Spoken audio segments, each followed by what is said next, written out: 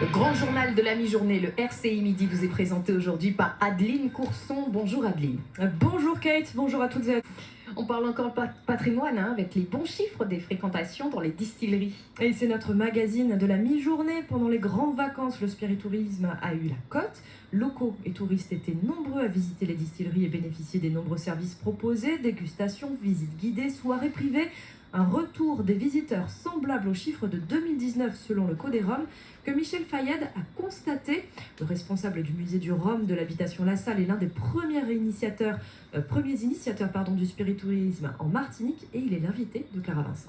Bonjour Monsieur Fayad. Bonjour. Expliquez-nous un petit peu déjà le bilan que vous faites de ces vacances 2023 au niveau du spiritourisme en Martinique. Est-ce que ça a marché? Quel retour vous avez des distilleries, des habitations? Le bilan est excellent, parce que de façon paradoxale, on a plein de métropolitains, comme on dit, ou de Français ou d'Européens en général, mais qui viennent chercher la fraîcheur à la Martinique.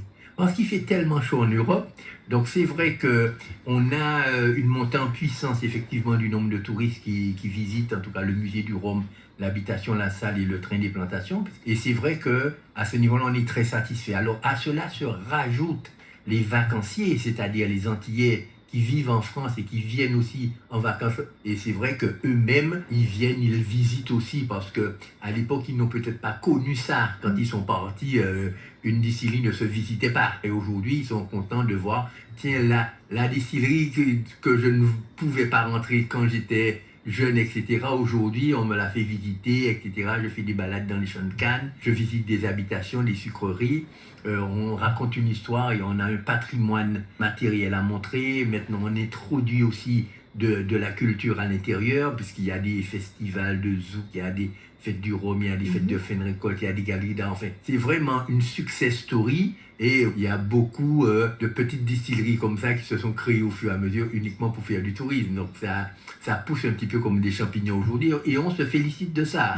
Parce que ça veut dire que quelque part, aujourd'hui, le rhum a retrouvé ses lettres de noblesse.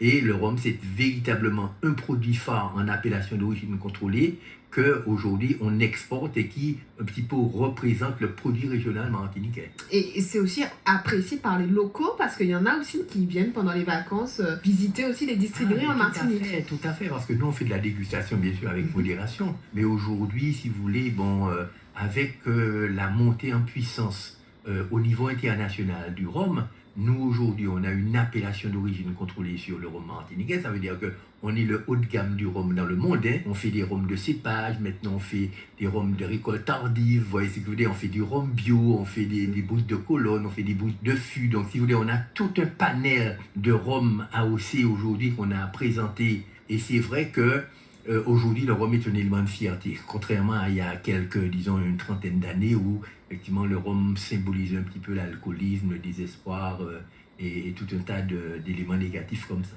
C'est vous, finalement, qui avez lancé ce concept de spiritourisme il y a environ 30 ans. Quel regard vous avez sur ça aujourd'hui, l'évolution des choses, et puis quel avenir aussi pour le spiritourisme? C'est vrai qu'au départ, c'était très compliqué, parce que le rhum a une culture, il y a une histoire et puis il y a une mémoire aussi derrière tout ça. Il y a le côté alcool qui est quand même quelque chose à faire avec modération.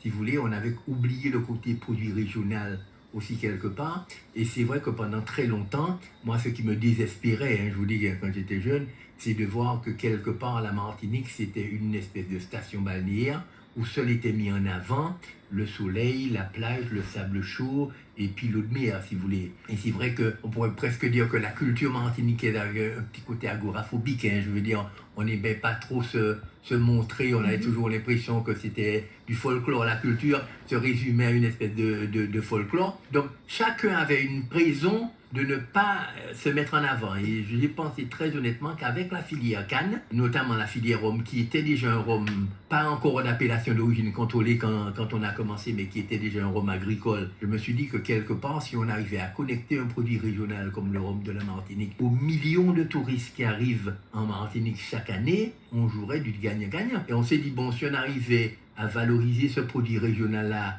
à le vendre aux touristes, etc., qui non seulement achèteraient sur place, repartiraient avec, mais nous servaient aussi de vecteur de communication sur l'extérieur. C'est-à-dire, ils en parlent à leurs amis, ils restent fidèles à la marque. On leur a expliqué les rhums AOC, les rhums martiniquais, les rhums agricoles. Et tout ça fait qu'il y a une espèce d'émulation qui est arrivée. Il y a une fierté aussi martiniquaise qui est venue se greffer dessus. Et aujourd'hui, véritablement, on est dans une success story mais sans précédent. Et ça, on en est très fiers. Et quels seraient vos espoirs pour demain, finalement, votre idéal? Ben, demain, ce serait simplement de voir que la Martinique se développe dans un premier temps économiquement. Et je pense que la canne aujourd'hui a un rôle à jouer. On a un produit régional qui est connu dans le monde entier. Le produit rhum, je veux dire de façon générique, connu dans le monde entier. Nous, on a le haut de gamme du premier alcool vendu dans le monde entier. Donc, on a une image à faire valoir, si vous voulez. On a une culture à montrer, on a une histoire à raconter, et puis on a un produit à vendre. Donc, à partir de ça, si vous voulez, c'est un petit peu comme le whisky en Écosse. Hein. C'est un petit peu comme quand on parle du champagne, on ne sait même plus si c'est la région ou si c'est le produit. Aujourd'hui, je pense qu'on a vraiment une carte à jouer à ce niveau-là. Et c'est vrai que, bon, d'être un pays qui a quand même une histoire et puis un produit régional en avant, en plus de sa nature, de sa culture et de son environnement, hein, je veux dire, qui quand même est quelque chose, ce serait déjà très bien parce qu'on a déjà les yoles qui sont au patrimoine, on a déjà la biosphère sur laquelle nous-mêmes on participe qui est au patrimoine, on a peut-être la montagne pelée qui arrive bientôt. Il n'est pas dit non plus que demain, on ne puisse pas imaginer le rhum agricole de la Martinique comme un élément de patrimoine immatériel fait par les Martiniquais, imaginé par les Martiniquais et élaboré de plus en plus vers un produit de luxe. Merci beaucoup, Michel Fayad. C'est moi qui vous remercie. À bientôt. Merci. Et merci beaucoup à Clara Vincent d'avoir réalisé cet entretien.